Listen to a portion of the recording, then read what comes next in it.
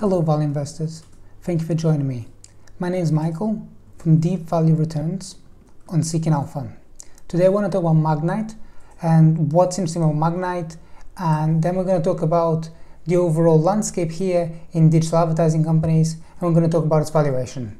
So the interesting thing here is that Magnite came out with very strong results for Q2. So this was kind of partially expected because they just done the acquisition of SpotX, and they've got 2 months there in the quarter already of SpotX.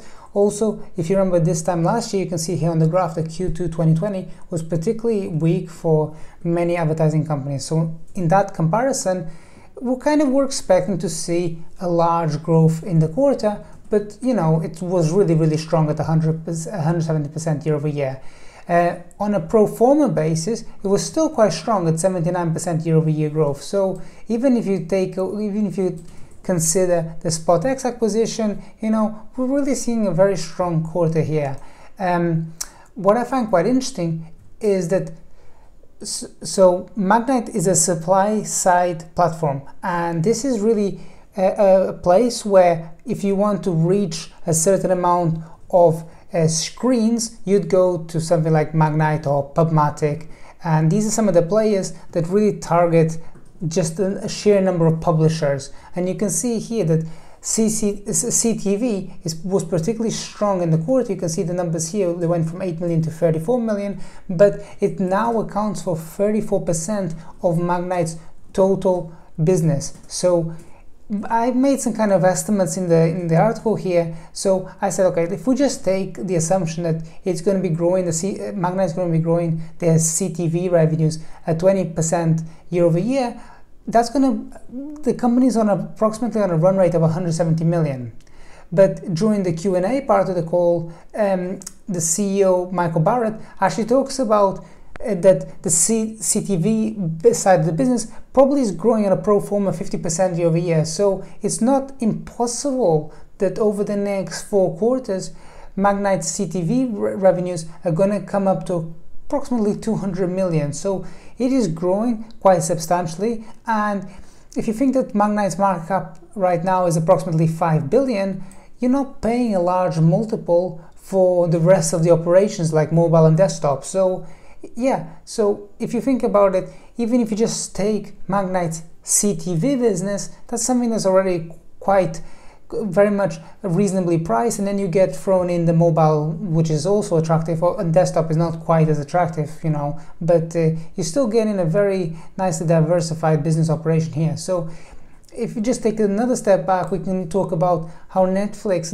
is saying that cord cutting is still very much in infancy. If you know Netflix well, obviously, I mean, like cord cutting, I would have assumed is not really in infancy. I would have assumed that all the people that would have liked a cord cut would have done so by now. But Netflix says that there's still a large 40% of TV is either coming from broadcast or pay TV. So they're saying that there's still a large opportunity here, and if that's the case, then for Magnite this is going to be very interesting as well. Another positive tailwind for the business is that if you think about from the advertising standpoint, advertisers wanted to get their message out. If you're going to go to, let's say, Facebook or Alphabet, the costs per CPM, per impression, are really high. So you need to reach the consumer where the consumer finds himself via, let's say, connected TV, but you don't really want to be paying those very large multiple where the return on investment becomes really small, razor thin. So advertisers are always looking for other ways of reaching the consumer where the consumer finds himself without paying too much. Now, Magnite reports their revenues on a gross metric. So if you think about it, I estimate that they're on a net metric that total acquisition costs are approximately 12%. So Magnite talks about that by 2022 they're going to be at approximately 500 million of net revenues. So if the business is growing at approximately 25% CAGR, it's not too expensive. You think about you're paying approximately, by my estimates, on a net basis 450 million for the business, and you're paying about roughly about 10 times forward sales. Now if you compare that with, let's say, the trade desk trades for approximately 35 times forward sales. So Magnite is significantly cheaper. On the other hand, I think that the trader is much more advanced in terms of their first party data, and in the case of Magnite, they're really having to still rely a lot on Google's cookies. So I know that the cookies have been pushed out by a further year, but it's still some kind of uncertainty how the business is gonna go ahead in 2023 and beyond. On the other side of the equation, having an extra year gives these advertisers more time to really find alternative technologies. So just to summarize all this, the business, if we say that the business is growing overall at approximately, let's say 25%, paying 10 times forward sales is not too expensive.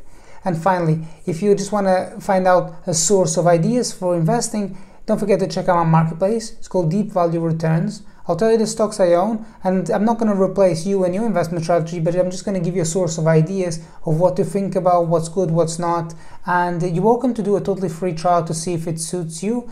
And if you like it, you stick around and it'll be great to have you. We have a vibrant investment community of value investors that we kind of bat ideas off each other. So anyway, hope to see you soon.